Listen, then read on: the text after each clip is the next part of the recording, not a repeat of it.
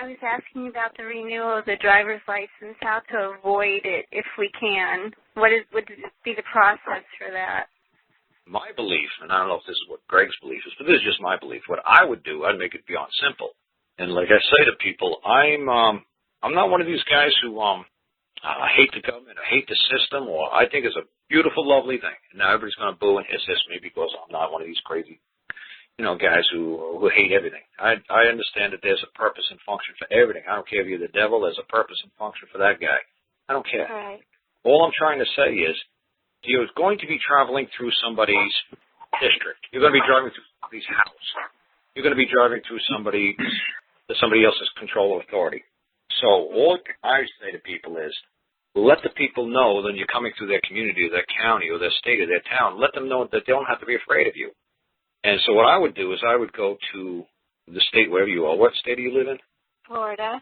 Florida, there you go. You go to Tallahassee. Well, you write to Tallahassee to the Secretary of State up there.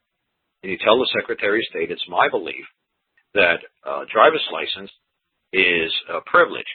And you're basically saying that the legislative branch, up in Tallahassee, has no capacity to license what is lawfully I have by right. So what you're basically saying is you can't license what is lawful. Or they can't give you a license to something that what you would be doing would be unlawful or be unlawful. Like I said, they can never create a license which would give you the right to kill somebody or the right to take over somebody else's house without due process. So the government can't license something that's unlawful. So to get a license, what you must be doing then at all times must be lawful to do. So if it's not lawful, they can't license it. So lawful means if you was only like two people on a planet with somebody else, you wouldn't have to go to that person and say, hey, can I have your permission to drive a car? You'd say, why am I wasting my time talking to this guy if I have the right to drive a car or not? I have just as much right to do whatever I want as the last man on earth has to do what he wants. So I'm doing what I want. He's doing what he wants. As long as we don't hurt each other, we don't have to go around asking each other permission to do everything in our lives. We don't have to say, oh, can I do this? Can I do that? You don't have to go around. He's not your mommy. He's not your daddy. You're on equal standing. So as long as you don't do anything that cause him harm, you can like live on Gilligan's Island and say, okay, well, I'm going to do this on my side of the island. He's going to do this on his side of the island. So all I say to people when any kind of licensing process is they can't license something that would be unlawful for you to do. It might be illegal for you to do it because they come up with all these rules. And like I said, if you and that man on Gilligan's Island made an agreement with and said that I will only take X amount of water out of the well, and we write a contract up and we agreed to it, and then you breached that contract, and what you did was illegal because it was established in writing and you guys agreed to the contract to not do it. Now, we know it's lawfully you could drink out of the well. There's nobody who says you can't drink out of the well, but when you bind yourself into a contract with the other party and say, I will only take 1 cup of water a day, you take 2 cups of water, well, now you just breached the contract and you caused that man harm. So you established an agreement or a contract or a code between each other that this is an ethical standard and these are the codes that we're going to live and die by. Because if you're drinking 2 cups of water a day, the other guy's going to die. So, but it's not unlawful to drink water, but if you agree to enter into a contract with somebody else, it would be illegal to drink X amount of water, more than you were given. So what I would do is I'd make contact the Secretary of State and say, what I'm doing is I believe I can lawfully travel throughout this state in a motor vehicle. And what I tell people and say, oh, boo-hoo, you don't have to get insurance. But to me, I'd say to them, look, I got a bond, and I posted a bond for, like when I was a contractor, I had to post $1 million bond to do satellite installs on people's homes or on top of a Walmart. Mm-hmm. So I had a bond recorded to the county recorder that if I did any harm or injury to somebody's property, that this bond would compensate for the harm or the loss. And so that's one way of doing it, and that's what I believe into dealing with avoiding having to make any contracts with the state, because like up here in Maryland, the next state above us, there is no insurance on cars. And everybody says, wow, what do you mean you don't have to have insurance? It's like, well, the way the state looks at it is everybody's an honorable, good, decent man and woman in the state of Maryland, which you guys probably laugh. It's like that's near Washington, D.C. and Baltimore. What are you talking about? Well, the rules are here in Maryland. is that if you cause an accident, as long as you settle the debt, as long as you compensate the victim of your transgressions or your trespass or your harm and damage to their car, their property, their person, then you never have to obtain insurance. But if you don't, and this man has to drag you, this woman has to drag you into court, and you lose, well, then you're going to be mandated to pay a minimum amount of, like, say, $1,500 a year for state-issued insurance. So they give you the choice. This is voluntarily. You could voluntarily go get your own insurance for $100, $150, $200 a year, whatever you can find. That's great. If you don't want to get insurance, don't.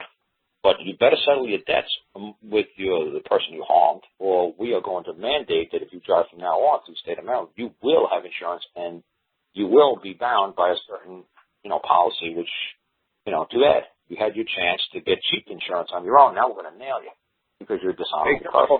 Okay, Carl, we're running out of time. Can I jump in, please? Yeah, go ahead. Now you can tell the lady, what's your name, ma'am? Truth Seeker. Oh, Truth Seeker. There you go. Okay. Truth Seeker, you're in Florida, right? Uh-huh. Okay. Well, it doesn't matter because all states are states. Anyway, hi, this is Greg. And hi. Carl, I hate to bust on you, but go ahead. You were kind of like, Carl, you were talking fast and you misspoke. All right, that's fine. Okay. Okay. I got no problem with that. In other words, a license is only issued for an activity that would otherwise be unlawful, okay? Because you don't need permission to be lawful, okay? So that's the difference between, and I'm sure that that's what Carl meant, but he was talking fast, and it might not have come out that way, all right? And it doesn't matter if it's lawful or illegal, all right? Nobody needs a license. If I write a piece of music and you want to steal it, it's unlawful, all right? But if you want to use my piece of music on your website and I give you a license, that means that you can now do something with my property, all right? Because I've got a right and a claim to it, and so I have the ability to issue a license for my thing, okay? Because it's my thing. Now, the state says that their highways and their byways are their thing, not her thing, and that you don't have the right to travel on them unless you can get a license from them, and you can jump through hoops and stand on your head. But the Constitution and everything else that you know defends your right to travel freely across the land that we call North America, all right, at least south of Canada and north of Mexico. Hey, Greg, hang on a second. I think this call automatically ends at the 4-hour mark, and we got 30 seconds left. So I think what I'm thinking she's going to try to ask for is how do we get some sort of a document to present to the police officer or state trooper when he stops us, and we say we have no driver's license, and this is how we're going to try to go and settle with the police officer so he can get on his merry way and leave us alone and not impound your car. Is that what you're trying to say, Truth Seeker? Yes, and, what do you put on your car? Right, exactly. So I think what do you do for identification because of the Real ID Act? Well, like I said, we're just going to let this call keep running. We went over the 4-hour mark, but if this call drops dead and dies, we'll just start it up again. But I'm just giving every fair warning that I believe these shows end at 4 hours. They might go to 5 hours. So what's funny is I want to let Janet talk because she's doing stuff with traffic licenses, and maybe she's got an idea. So let Janet Marie or Janet try to give you some sort of advice what she might try to do because she's been trying to deal with driving without a driver's license for a couple of years now, and she got a little happy encounter. Wait a minute. Oh, Carl, no, if you don't mind, let me finish because you muted me when I was talking. Okay, go ahead. Okay. I had to because I thought the show was going to end at 4 hours. So let me just, I can finish what I wanted to say. That's most important. All right. All right. They cannot give a driver's license to a man. They can give a driver's license to a man's person. It goes back to what I said earlier in the call. And that is you have to understand the difference between you and your person. And that is why it's very important that you establish your status with the state, whatever state. It doesn't matter if it's Sears and Roebuck. I don't care what state. You have to let them know, I am a man and I understand that I've got a person and that I'm not the same one and the other. Now, for example, I'm a total advocate of having a driver's license in your wallet. Why? Because the people who pull you over on the side of the road are not trained to understand anything more than that. Okay? And so we're trying to simplify our life. Yes, it costs us a few bucks, but if you do it properly, you establish your status on the driver's license itself. Every time you go back to the state Secretary of State to fill out a driver's license form, you always sign it with the word by, your name, comma, and then something like agent or authorized representative or an abbreviation. Anything that shows that you're not the name on the plate. Anything that shows that you're not the person named. Anything that shows that you are operating an agency and not as the principal. Okay? And if you endorse everything in the Secretary of State's office as an agent for your principal, your person, and not as the person itself, you automatically separate yourself from the entity on the plastic. And it is evidence that can go to court. I've done it, and it works. Okay? That is the simple thing to do on driver's licenses. Yes, they're a pain in the butt, but go ahead and do them, but separate yourself from the name on the driver's license by writing in your own hand by, your signature, comma, agent. And just do that. Where I was coming from was with the Real ID Act and all the things that they're requiring, one of them being a biometric facial ID. It wasn't something that I wished to subscribe to for my own spiritual, not religious, but spiritual reasons. So, besides the fact of the, finding out the whole thing of the shadow government. So, it's like, it's like, who cares? Who cares? They've got the biometric data of the agent, not the principal. But it's still you. I mean, you are you. If you believe that your name is on the driver's license, this call is over. No, I know the difference in the names and the different entities. However, as far as a biometric facial image, how would that be different? You can't say capital H facial image. I mean, listen, these people are nuts about this stuff, and who cares if they've got biometric data and it doesn't relate to the name on the license, but it relates to the agent. And under the law of agency, you are not responsible for the principal because you're the agent. But you'd have to understand something about the law of agency, and then you would just go, "Hey, I'm just the agent. I'm not responsible for the actions of the principal." I've gone into traffic court and thrown a birth certificate at the court and won. Okay, here's the principal. I'm not that guy. There you go. You know it. I know it. Done. Case dismissed. Mm-hmm. All right, because I've got all my paperwork with the Secretary of State endorsed as I am the agent and not the principal. Mm-hmm. And the agent is never responsible for the actions of the principal. That's even in the UCC code. All right, Greg. That's great, Greg. Now tell her, what does she do when a policeman stops her? What should she present to the police officer? You give her the driver's license, your insurance card, and a smile on your face and say, "Is there anything else I can give you?" But I think she was trying to avoid having any of the plastic paperwork. No, you don't avoid any of it, because what I'm talking about doing, all that plastic doesn't even represent you. What I'm saying, it's not even you. Greg. You take a chill. All I'm trying to say is I'm trying to make it so she can try to understand it. What I'm saying is, say she says that Florida now demands $10,000 a year for renewal of a driver's license. How do you bypass it if she can't afford it? If you want $10,000 a year, I guess we have to work on a different solution. There you go. This is what we're trying to say. Say somebody just can't afford it. Just say that these counties and these states start getting ridiculous. and they want the renewal fee every year, and they want $300 to do it. What do we do? If it's $30, it's like, okay, fine, whatever. It's just. And say that. Say they start getting crazy, and they want your blood, and they want your eye scanned, and they want your DNA to get a driver's license. And I agree. If it goes, Carl, I agree. If it goes crazy like that, then we just put an end to it. Well, how would you put an end to it? Go ahead, give us your solution. If you really had to put an end to it, you just establish with the Secretary of State that you are not your person, and they have no jurisdiction over you, the man.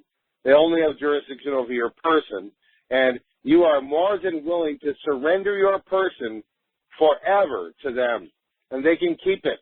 Since they created it, they can have it back. So what do you do when you get stopped on the side of the road by a policeman? What do you present to him? If you have done this properly in advance of doing something wrong, and you have your documentation all together, you would present them that documentation from the Secretary of State's office. So what you're telling us is to go through a process through the Secretary of State's office. And when a policeman stops you, hand you the communications back and forth to the Secretary of State. Is that what you're trying to say, or is that what I'm saying? Yeah, I'm saying you would hand the police officer the Secretary of State's acknowledgement that he has no jurisdiction over you. There you go. This is what I was trying to say at the very beginning.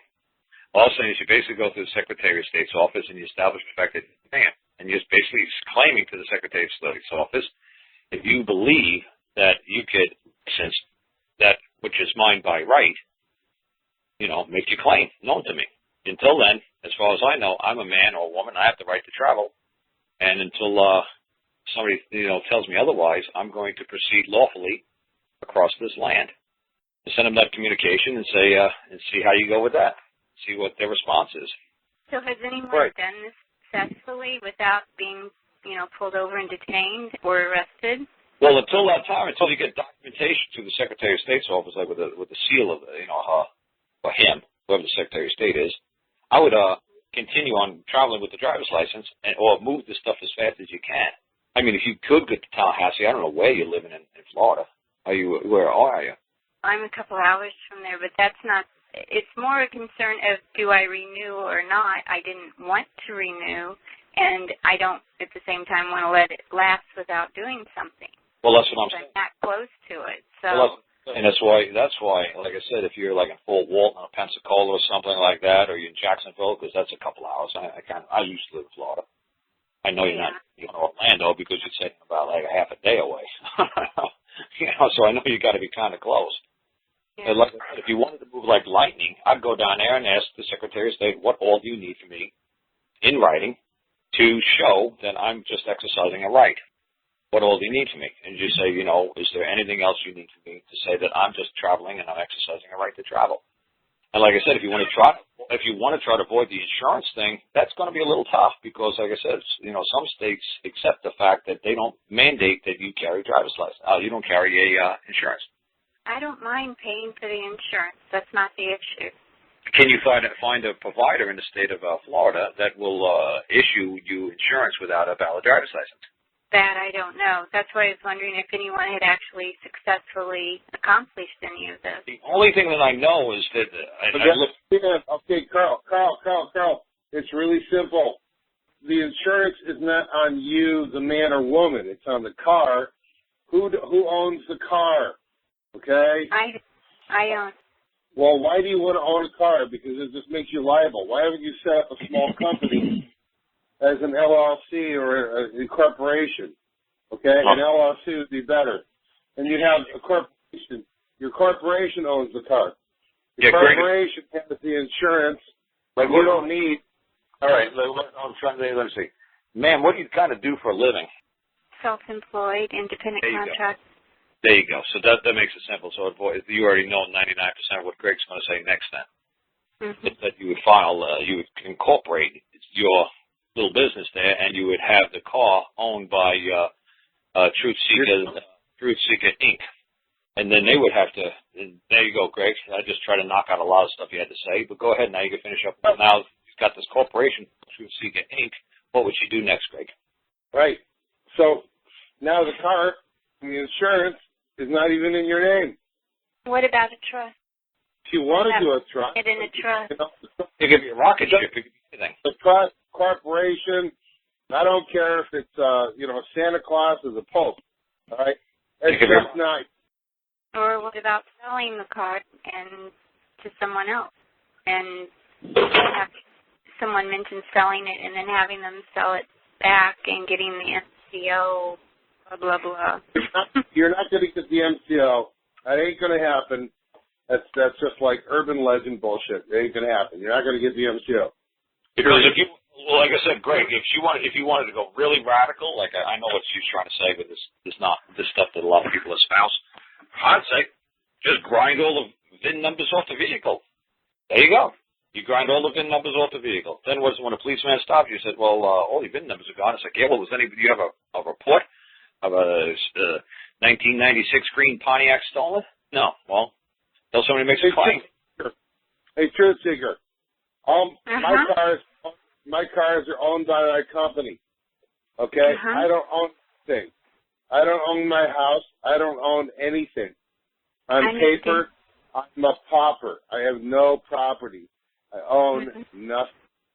I think I'm coming more from a place of principle. I'm not concerned about if there's insurance or not, or if I'm, blah blah blah. What I'm trying to say is, if you truly own, because I hear all this MSO nonsense all the freaking time. All I'm trying to say is make it perfectly clear. If you truly believe you're the owner of the car, can you paint that car any color you want? Yes. Can you grind those VIN numbers off that car anytime you want? I suppose. Do you own that car? Do you think anybody has the right to tell you what you can and cannot do with your property? No. Well, there you go. If you truly believe that's your property and you want to stand on principle, I'd grind every damn thing off that car. There you go. Buddy. There ain't nobody standing what I'm doing. That's my private property. There you go. Do you want to do it on principle? It's really hard to get the ones off the windshield. What I'm saying, Greg, is screw this silly MSO nonsense. It's ridiculous. Because you're still trying to get into getting granted permission from somebody else's authority. Yes, I agree with that. You're still operating under somebody else's code system or numbering system or filing system or proof of ownership nonsense. I'm just saying I own it. If you, like I said, if you and there's one other man in Duval County or wherever you live, is he going to argue with you that you're driving a 1996 green Pontiac? Is he going to say, hey, that's my car? No, he's going to leave you alone. If all of a sudden he says, hey, man, that's my Pontiac, you think you're going to go around and argue about VIN numbers? No. It's ridiculous. It's my car. I claim that car. Anybody else made a claim for a 1996 green Pontiac? No. Leave me alone. Oh, you know what? If you really want to have fun, Carl, grind the damn VIN numbers up, send a letter to the Secretary of State saying, I, owning this property free and clear, without any encumbrances, have elected to remove all VIN number identifications from it because they bother me.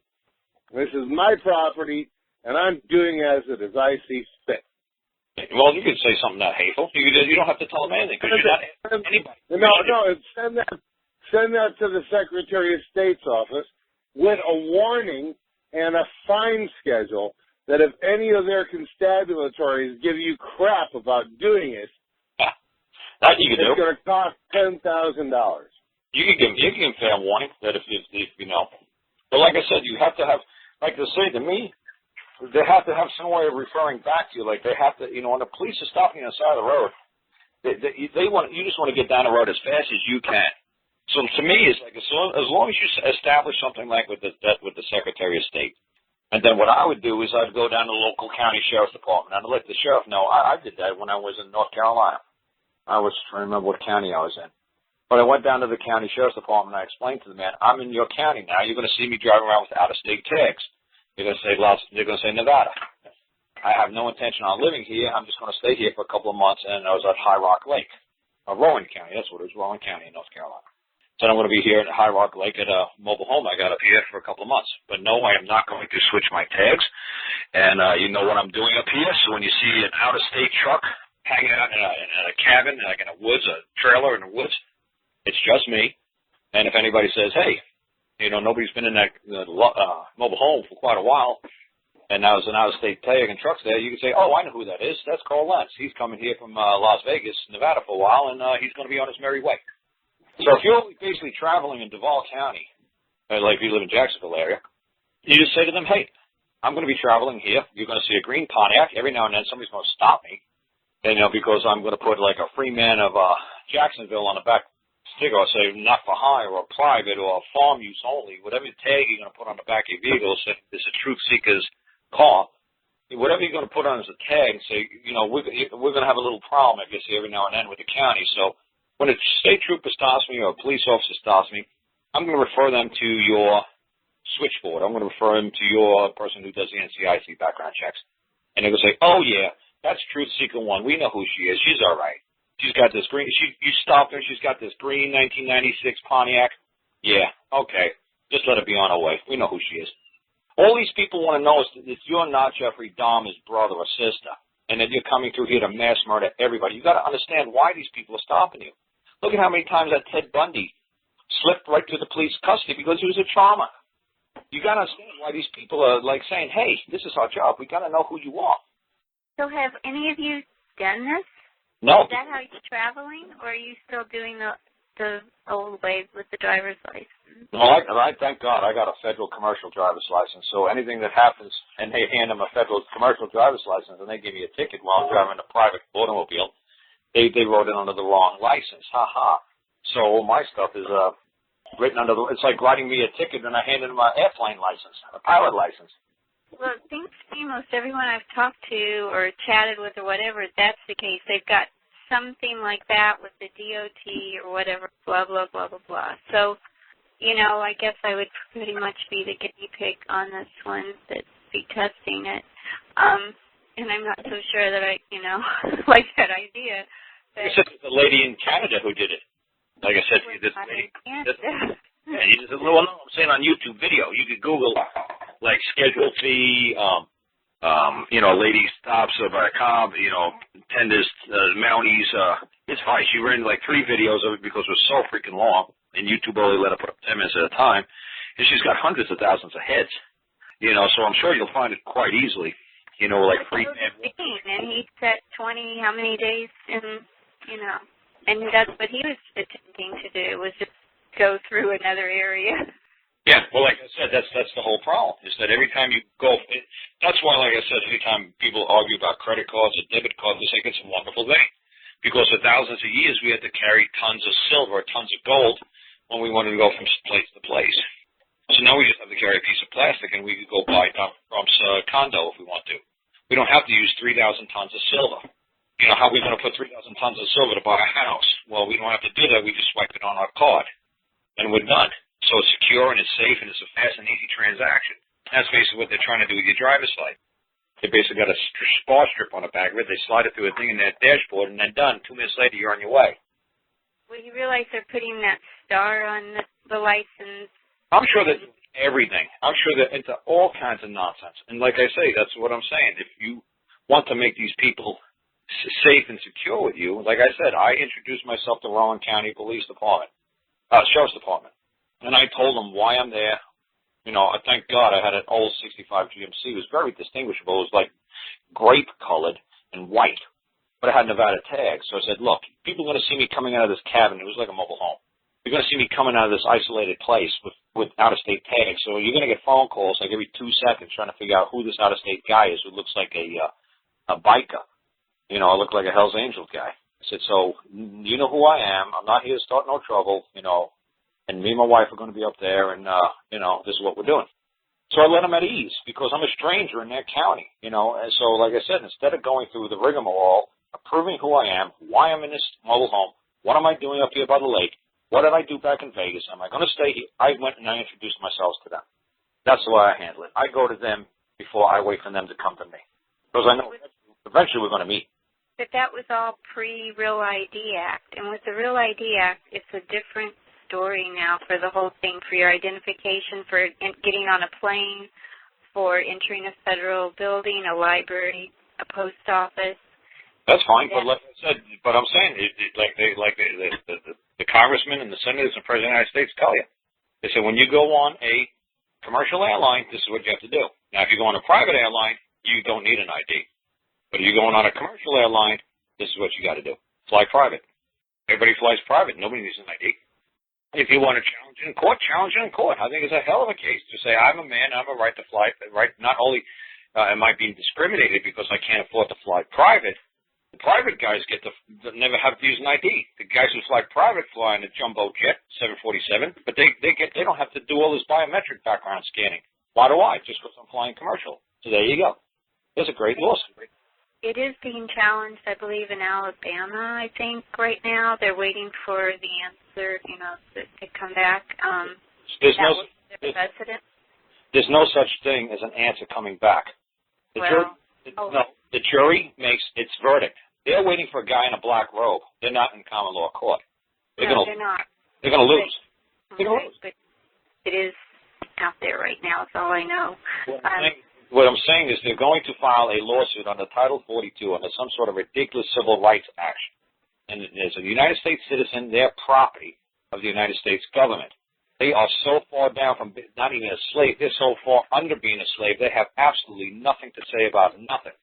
They're part of this United States corporation. They're part of this United States family. And when you come under Title 42, you have no rights whatsoever. Daddy of the United States government is going to tell you what you can and cannot do. So the President of the United States is going to tell you what you can and cannot do. So when you file these silly Title 42 lawsuits, you're wasting your time. The governor that Jesse Body Ventura did that, and I laughed. I tried to write to them on a talk show, and it's like, you're going to lose.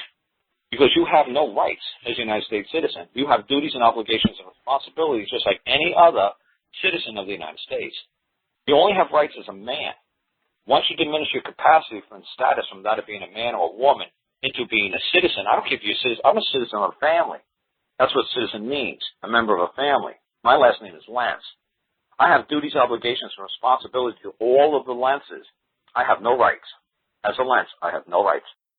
That's how it works. As a citizen of my family, I have no rights. I have duties, obligations, responsibilities.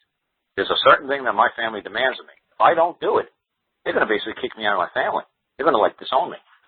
So they expect a certain protocol and discretion. They expect me to do a certain standard to proceed in a certain manner, in a certain way. And if not, well, there's going to be penalties. Same thing with being a U.S. citizen. They're going to tell you to stand in line to be X-rayed. Why? Because you fail to maintain the status of that of a man. It's like, I'm a man. You think I'm a U.S. citizen? Is that what you think I am? Yeah, really? No, I'm a man. You can't do this to me. You work for me. You're my public servant. Where did I delegate authority over to you? You administrate my property, touch my person without my consent. Where did that happen? How did that little magic happen? And there you go. And that's how you started, by trying to go onto an airplane and trying to establish and maintain your status as that of man. Oh, they will put you into custody, and you will have the right now to file it through a common law court. And I'm sure you'll win. And you better not do this on an airplane flight where you got to really get somewhere. Right. Obviously, do it as a test run. But if you actually know your status as a man, boy, you're gonna clobber their clock. But if you're going in there, just flight to Detroit where you don't want to go there. Yeah. Well, you know what I'm saying. It's like Jesse the Body Ventura. Even though he's the governor, he said, "I'm a man." Jesse the Body Ventura, the governor of the great state of Minnesota, ex Marine or ex whatever Navy SEAL, U.S. citizen. He dropped himself from man to Jesse to Ventura, to a Marine. He dropped his status all the way down from man all the way down to U.S. citizen. All he has to say is I'm a man and I have rights. And who dares to tell me what I can and cannot do?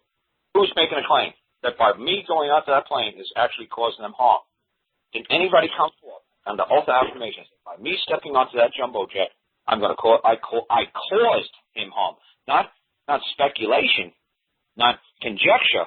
It's like I say to people a million times. It's like say every single bank that's robbed in this country is robbed by men who are 18 and 25 years old who are black. Are you going to try to tell me that they're going to pass a law in this country that all black men under the age of 25 are not allowed in the banks because 100% of the banks are being robbed by men who are black under 25? That'll never happen. The banks are just going to have to take their chances. So are you trying to tell me, well, everybody who steps in the airplane has a capacity of blowing it up? Well, that's fine. So it's like, oh, well, we're just going to make it that everybody has to run through the scan. No, I'm not doing it. I'm not doing it. Of course, that guy's flying, private airlines. He's got the same exact plane, the same exact size, the same exact capacity. He's loading passengers up just as many in this plane as on that plane. And you're telling me I have to be X-rayed and they don't? For national security? This is ridiculous. You're doing it for some other reason, but it's certainly not for national security. And what's that great case we found, Greg, that says no matter if we're in war or it's a matter of national security, the government can never create a statute which would diminish the rights of a man. Remember that Finkelstein case, whatever the hell I found, that German guy? I forgot what it was. But there's a great case that says that. It doesn't matter if it's a matter of national security. It doesn't matter if it's a matter of time of war. It doesn't matter if it's a national security interest. The government can never create a law which would diminish the rights of man. There you go. Nobody uses that simple case. It's a simple case.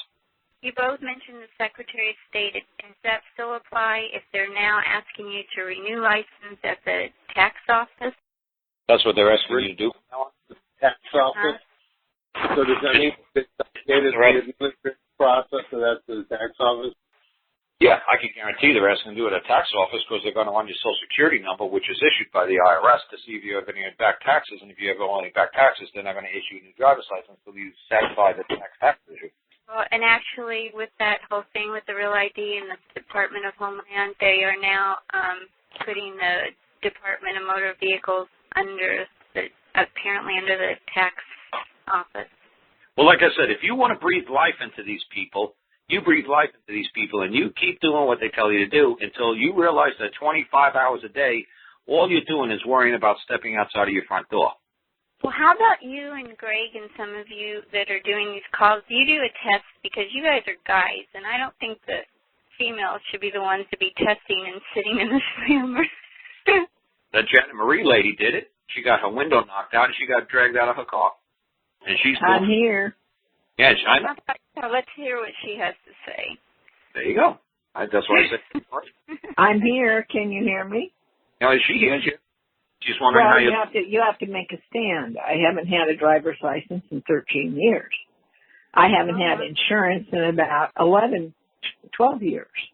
And I did not have anything for the men on the road to figure out who I was. I gave them an identification card, gave them everything but my commercial charter. The VIN number was covered up with a tablet on the dash. There were no plates on the card. There was no way they could find this particular piece of iron or me in their system. I'd been out of their system 13 years, and the car had been out of that system, their system, for over 5 years. So rather than giving me the ticket that I asked for, just give me your presentation and I will deal with it.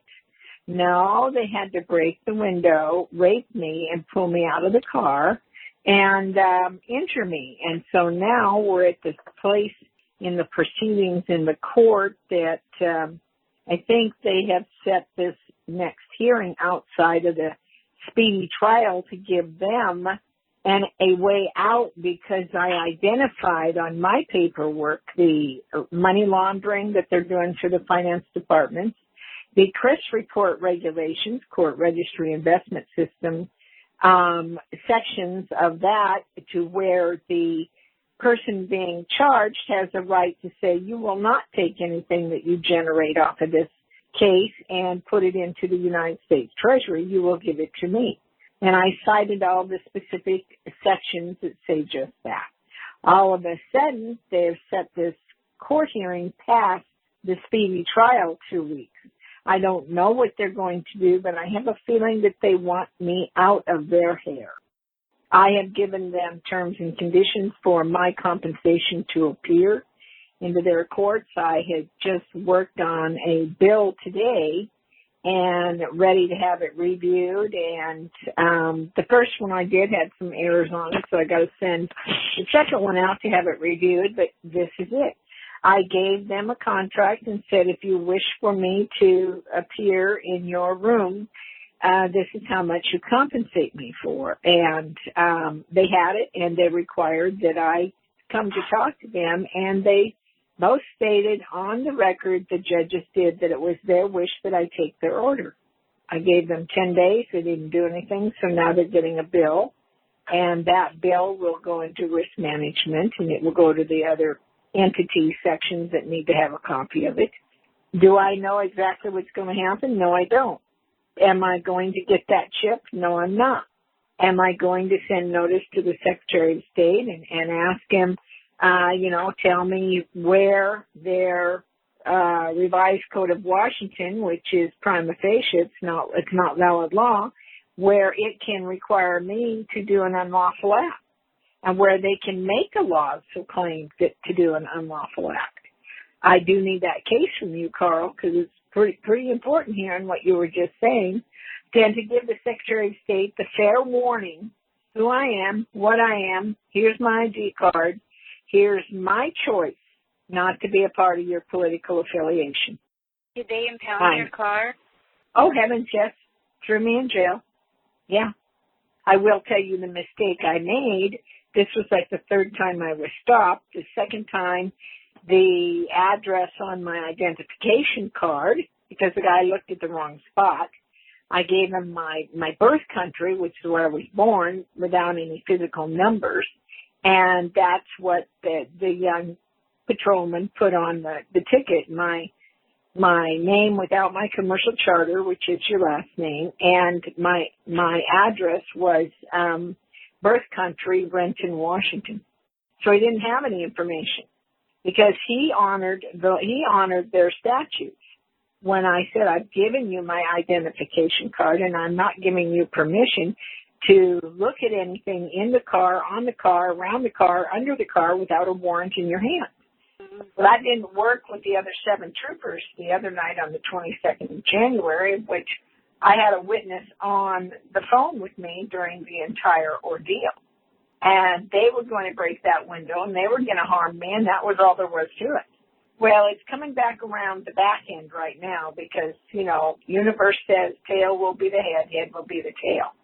And if you know in your heart and you don't have any fear and you come from that neutral zone in your soul where you don't give a damn one way or another, it's not going to affect you in your being no matter what happens, because things are going to happen for a reason. And I believe this occurred to me so that I could have a prime example of what you can do when I do get out of this, and I will get out of it. This will be the 4th ticket that I've gotten out of in the last 4 years, where they dismissed them either administratively, and I actually stopped the judge in the last courtroom about 2 years ago when I said, I accepted his offer upon proof of claim that there's a law that says I'm required to carry, display, hand, touch, whatever, their requirements. And I asked it 3 times, and he came right on the line and said, no, there isn't. Offer that you can exhaust administrative remedy of the court when there's outstanding discovery. No, there isn't. That you can punish me on a road that you don't own. No, I can't. And this was a state highway road. The point being is that most of the idiots on the road are so ill-trained. Most of them have an IQ of under 100. Most of them are mercenaries. But when it starts coming back around and hitting their families in their back pocket, things will change only when the people say, no, I've had enough. And we're now setting up the Court of Records, Common Law Courts of Justice, International Common Law Courts of Justice, to where all of these individuals are going to have to come in and explain their authority, which they don't have. And then they're going to have to relieve themselves of their precious belongings that they think are important to them and have meaning to them. And that's where it's going to be. And when the people start seeing that these are happening and they're being enforced, I guarantee you everybody out there is going to say, well, I want to be on the left side of the road, not the right side of the road. And that's what I'm doing. Am I still in the suit? Oh, yeah. Got 3 counties on my back. 3 different counties in the same area. You betcha. Am I afraid? No, I'm not. It's just a matter of putting together what needs to be done so that they stop. And I believe the knowledge of the money laundering, one item, money laundering through the finance department of every courthouse in the land. All you got to do is identify it and ask one question. Are all states uniform? If they're all uniform, then what is going on in California that's been researched, and I have the physical evidence, checks, accounts, account numbers, the whole schmear is going on exactly in the 3 counties that are after my butt. So you can come in and testify because I put all those people down as hostile witnesses. Come in and testify. Here you go. MJ, number one, you're really an inspiration to a lot of people because, you did a lot of stuff previously where you were just speculating, but recently you've been thrust into a lot of things to handle it yourself, and I gotta salute you. You're doing a fantastic job. Well, I'm just a little old grandma. I'm still trying to get with Carl on my family issue of getting my grandson back that was stolen from my son. It's like your solidity and your fearlessness and your belief in something better. I was not always that way. I need to tell the listeners. When I was young and growing up, I was so painfully shy that in school, if somebody walked down the hall and said hi to me, I turned around and walked the same way they did in order not to say hi back. Painfully shy. And I was ridiculed and laughed at because my spine is all messed up. I don't walk straight. I don't have a good body. Never have had. And then one day I stood up and said, that's enough. I'm not going to look over my shoulder. You don't like me? Keep on it going. The road's 60 feet wide. Don't let the door hit you in the rear end going out. And I stopped being fearful. Well, and you know what? And your world and the world around you is a better place for doing that. Right? And I went and I learned how to speak. I went and took speech classes and drama classes and got 2 degrees in it. And then I went on to get a teaching degree and teach for 16 years. So anybody can do, as my mother taught me long ago, if you want to do it bad enough, you'll do it. And so here we are today. We need to assert and we need to get every person, every one of the people out there that's a red-blooded, living soul to say, no, I'm not going to get your chip, and no, I'm not going to do it. And if you can make a law that diminishes my rights, let me know. Because if you say you can, I'm going to take you to task. And I'm going to take you to task in a common law court, international common law court of justice, where the people are the grand juries, not the establishment. And where we can order, you go sit in the cell for never see the light of day again, for all of your biological and chemical weapons of mass destruction. And that's all that stupid chip is. They want to put a chip in your car, so all they got to do is flip the switch and everything quits working. Well, that's my piece of iron. I paid for it. Doesn't have been. I don't owe a damn dime on it. What was that movie with Tom Cruise? Minority Report, right? I have never watched movies. I don't watch TV. I haven't for one heck of a long time.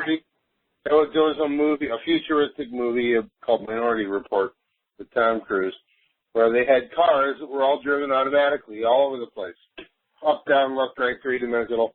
It had to be automatic because ordinary people would kill themselves trying to drive the way these cars were going. But every single one of them had biodata, knew who was in the car, so they could immediately, instead of going to the shopping mall, take you to the police station. Yeah. Oh, I believe it. Tell the people stand up and say no, and half of these things out in the world that are there that do exist, and some of us have seen them, but you just have to say no. That's all Carl does. He says no. They want the benefit. They want to be able to be drunk Wait a second. Carl always says no. What do you mean Carl always says no? Who said, what do you mean Carl always? Go back. I'm typing on a board. You didn't get that. Okay. No for you, Carl, is I don't have to have that chip. And if you're going to make a law that says I got to have that chip to diminish my rights as a man, we got a problem. Oh, I accept it. I accept their offer to place a chip in my arm, but I'm going to hand them a bill. No, I never say no. No is a controversial word, and I told my whole family, anybody teaches my kid how to say the word no, I'm going to break some heads around here because that's a fighting word, and I never say no. I always say I conditionally accept your offer, and you're going to pay me X amount of money, and I will be more than glad to carry out your order. You want a chip in my arm? I just charge you $1 million a day. Would you like to place that? Would you still like to place that chip in my arm? Yes. Oh, good. I'll take $1 million a day. I'll take the first couple of $1 million and I'll remove the chip from my arm. There you go. Yeah, we can always dig it out ourselves. I never say no. I mean, don't ever say to anybody that I call one of these fighting kind of. I mean, that's why I showed it on my website so that everybody can see the size I am, and that I'm not some wimp who just Cole just take it because they tell him to take it. You know, he'll just bend over. Yeah, I will. You got $1 billion? Yeah, hand me the bond. Hand me the cash. Let me see it. Okay. Put in your chip. Here we go. If I believe it's worthy of just and fair compensation, why not? If you believe it's worthy, it's like Truth, the gal on the phone here, Truth Seeker. Yeah. She's leery of the properties of those chips and what they can do to the human body and what they plan to program. If I thought by putting a chip in my arm and somebody handed me $10 million and it irradiated my arm and my arm disintegrated off my body, if I believed that, you know what, $10 million would set up my wife and kids for the rest of their lives, I'd do it. If I believe that there's a direct benefit, the cost of my arm to secure and protect my wife and child for the rest of eternity, you better believe it. Everybody's got a price and everything has got a price. It just depends what your price is willing to give up and what you need. See, I don't have a price of dollars. Never had that. What I'm saying is, if I could secure my wife and my child on like a desert island, if I had $10 million, I could put them in a nice Tahiti island and away from all this crazy nonsense. If it meant that I had to chop off my right arm, would I do it? Yes. But somebody's not willing to put up that price. Some people go to war. Some men put on a machine gun and they go to war because they think it's worth defending other people's rights to safe and secure, protect people's property. They will actually put their life on the line and do it. God bless them. That's what I say and that's why I don't make fun of policemen. So when Jack Bauer and those guys go nutty on policemen, I go, no, these people are actually putting their lives on their lines to keep the Jeffrey Dahmers from coming into my house and eating my child for lunch. So no, because I can't be there at all times. It's nice to know that maybe somebody could just drop a dime, call 911, and somebody might take care of their kid, my kid, when daddy can't be there. You know, so like I said, I don't totally bash these people, you know, and I know all these radio shows want me to say, oh, Carl always says no. And Carl always bashes. No, I don't. I don't bash the IRS. They'll bring you closer to God, believe me. They will get you down so low to the ground, they'll make you begging God for mercy, and then you'll realize, oh, my God, this was all fraud. Yeah. How long did it take you to realize that? Why did the IRS have to take everything away from you, and now you're sitting in a jail cell all by yourself? Now you're saying, my God, what did I do? How did I get here? And it's going to give you a little bit of time to think. And you're going to get closer to God whether you like it or not, because that's all you got. It's going to take away all the distractions and all the materialistic stuff in the world, and believe me, you're going to get closer to God whether you like it or not. So no, don't tell people Carl always says no to everybody. No. Carl is more than willing. He's a hell of a negotiator. Yeah. Well, I don't know. For me, Carl, dollars is not what is important to me is because I have made the stand that I don't believe that there is any law that is allowed or available to diminish my rights as a woman.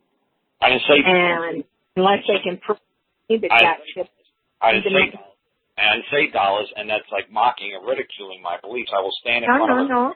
I'm saying I will stand in front of a train and get hit by a train if it will protect my wife and children. It's nothing to do with dollars.